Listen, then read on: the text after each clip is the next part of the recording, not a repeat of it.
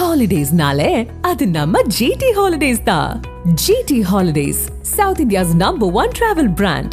You know you are special when you're with GT Holidays.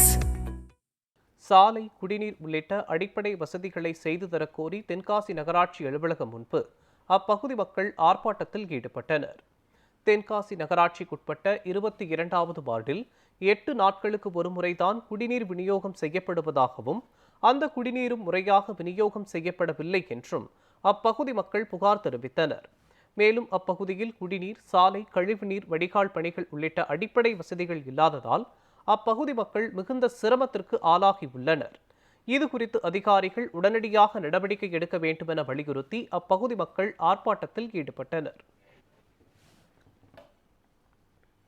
Tenkasi நகராட்சிக்கு உட்பட்ட 22வது ward பகுதியில் அடிப்படை தேவைகளை நிறைவேற்றி தரக்கூடிய இன்று எங்களுடைய வார்டினுடைய தலைவர் முகமது கோயா அவருடைய தலைமையில் இன்று மனிதநேய மக்கள் கட்சி சார்பாக கண்டன ஆர்ப்பாட்டத்தில் ஈடுபட்டு இன்று ஒரு கோரிக்கை மனு அளித்துள்ளோம். தென்காசி நகராட்சியில் வரி கட்டாட்டம் மாத்திரம் உடனடியாக அதுக்கு அபராத தொகையை வைக்கக்கூடிய அந்த நகராட்சி நிர்வாகம் எங்களுக்கு தேவையான அடிப்படை விஷயங்களை செஞ்சு தரக்கூடிய ஒரு கடமை அவங்களுக்கு இருக்கு.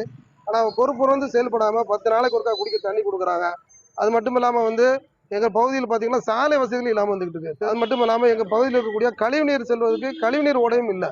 கழிவுநீர் பார்த்தீங்கன்னா தெருக்கல்ல செல்லுது. அது மட்டும் இல்லாமல் இதனால சுகாதார சீர்கேடு ஒரு தொற்று நோய் போன்ற கொடூர நோய்கள் பரவதற்கு அதிகமான வாய்ப்புகள் இருக்கு. தென்காசியில் தெருநாய் 5 மணிக்கெல்லாம் நாங்கள் வெளியிலே போக முடியாது. ஒரு கம்பு வச்சுக்கிட்டு வெளியில போகக்கூடிய ஒரு சூழல் வந்துட்டு இருக்கு. அதனால தெருநாய் தொல்லையை கண்டிப்பான முறையில் கட்டுப்படுத்துவோம். நாய் கடிக்கிறதுனால ஒரு ஆபீஸ் என்ற ஒரு கொடிய நோய் தாக்கப்பட்டு பல்வேறு ஊர்களில் இறப்பு ஏற்பட்டு நாங்கள் நன்கு அறிஞ்சிக்கிட்டு இருக்கிறோம். அதனால உடனடியாக அந்த தெருநாய் தொல்லைகளை கட்டுப்படுத்த வேண்டும். அது மட்டும் இல்லாமல் எங்கள் பகுதியில் இருக்கக்கூடிய தெருக்களில் தெரு விளக்கம் இல்லாமல் வந்துகிட்டு இருக்கு. உடனடியாக தெரு விளக்கு அமைத்து தரணும். அதனால அடிப்படை தேவைகளை நிறைவேற்றி தரக்கூடிய இன்று மனிதநேய மக்கள் கட்சியின் சார்பாக ஒரு புகார் மனு கொடுத்துக்கிறோம்.